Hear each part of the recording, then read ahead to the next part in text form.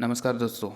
आप सभी का क्लियर एग्जाम यूट्यूब चैनल में स्वागत है। दोस्तों आज का जो हमारा वीडियो है तो इसमें देखिए हाल फिलहाल में जो है एक पुस्तक लिखा गया है, legend of Suheldev the king of who saved India.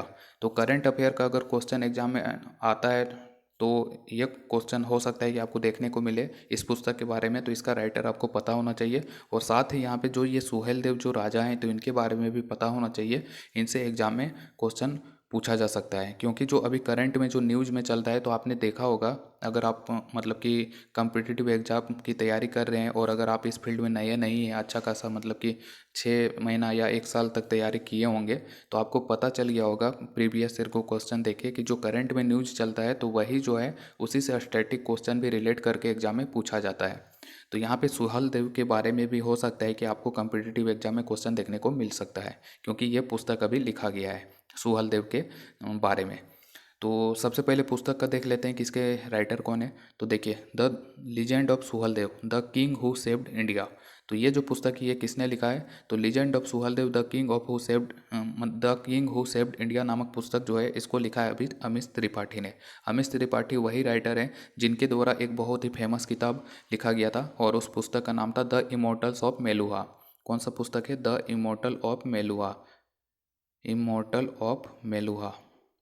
तो ये जो फेमस पुस्तक है तो ये लिखा गया था इन्हीं के द्वारा, अमिश त्रिपाठी के द्वारा। तो ये दोनों पुस्तक याद रखना है। और करंट में अभी जो है हाल फिलहाल 20 जनवरी का मतलब 20 जून को रिलीज किया गया है ये पुस्तक, legend of Suheldev the king of who saved India. तो ये पुस्तक याद रखिए अमिश त्रिपाठी ने लिखा है।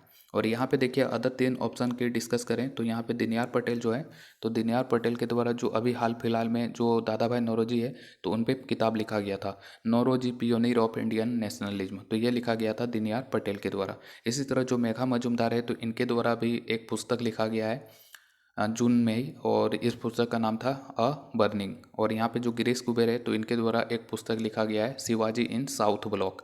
तो ये चारों जो है तो इनके बारे में याद रखिए। अब हम देख लेते हैं कि आखिर सुहलदेव जो है ये इतिहास में फेमस क्यों है। आखिर ये लीजेंड ऑफ सुहलदेव नामक जो ये पुस्तक लिखा गया है तो ये जाहिर सी बात है कि इन्होंने कुछ अच्छा काम किया होगा तभी इन पे पुस्तक लिखा गया है। तो यहाँ पे हम सुहलदेव के बारे में देख लेते हैं। तो देखिए सुहलदेव की अगर हम बात करें तो ये जो है सुहलदेव तो ये श्रावस्ती का राजा हुआ करते थे। श्रावस्ती का राजा हुआ करते थे किस टाइम पीरियड में? तो जब मोहम्मद गजनवी जो है, मोहम्मद गजनवी का जब आक्रमण हुआ था भारत में, तो मोहम्मद गजनवी का जब आक्रमण हुआ था भारत में उसी टाइम पे श्रावस्ती का राजा जो हुआ करते थे उनका नाम था सुहलदेव। ठीक है। तो जो महमूद गजनवी है इनका आक्रमण कब हुआ था? तो महमूद गजनवी जो है तो इसने टोटल भारत पे 17 आक्रमण किया था महमूद गजनवी ने। कब से कब से? तो ये 1000 ईस्वी से लेके 1027 ईस्वी तक जो है इसने भारत पे आक्रमण किया था महमूद गजनवी ने 17 बार। और इस महमूद गजनवी जो है तो इसका मृत्यु हो जाता है 1030 ईस्वी में। तो इसकी मृत्यु के बाद भी जो है भारत पे आक्रमण किया गया जो महमूद गजनवी है तो इसके भतीजा के द्वारा। इसका नेफ्यू जो था, महमूद गजनवी का जो नेफ्यू है भतीजा, उसका नाम था गाजी सलार मसूद। तो गाजी सलार मसूद के द्वारा जो है आक्रमण किया गया था भारत में महमूद गजनवी जब इसका मृत्यु हो गया था 1030 ईस्वी में। तो उसके बाद गाजी सलार मसूद ने जो है महमूद गजनवी का मतलब कि कमान संभाला था। और इसने जो है मतलब कि भारत पे आक्रमण जारी रखा था, क्योंकि महमूद गजनवी तो मारा जा चुका था। उसके बाद महमूद गजनवी जब मर गया तो उसके बाद भी मतलब कि उसका जो भतीजा है गाजी सलार मसूद, तो उसने सिंधु नदी को पार करके मुल्तान को जीत लिया, दिल्ली को जीत लिया। फिर उत्तर प्रदेश का जो मेरठ क्षेत्र था तो मेरठ क्षेत्र को भी जीत लिया था। इसके बाद जब ये एक जगह है यूपी में, इसका नाम है सातरिक।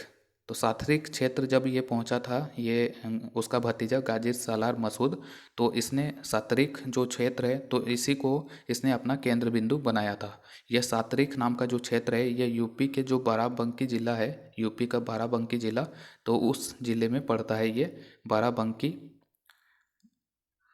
सॉरी यहाँ पे फिर से लिख देते हैं बाराबंकी। जो यूपी का जो बाराबंकी जिला है तो वहीं पे ये क्षेत्र पड़ता था सातरिक। तो सातरिक क्षेत्र को ही केंद्र बनाकर जो है गाजी सलार मसूद जो है मतलब कि जब ये सातरिक पहुंचा था तो उसी को अपना केंद्र बिंदु बनाया था। और वहीं से ये फिर मतलब कि अपनी सेना को लेकर युद्ध में निकलता था।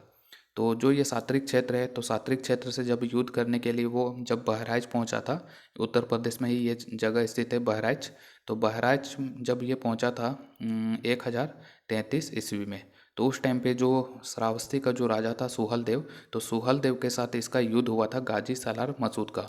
और इसी युद्ध में सुहलदेव ने जो गाजी सालार मसूद है तो उसका हत्या कर दिया 1034 ईस्वी में।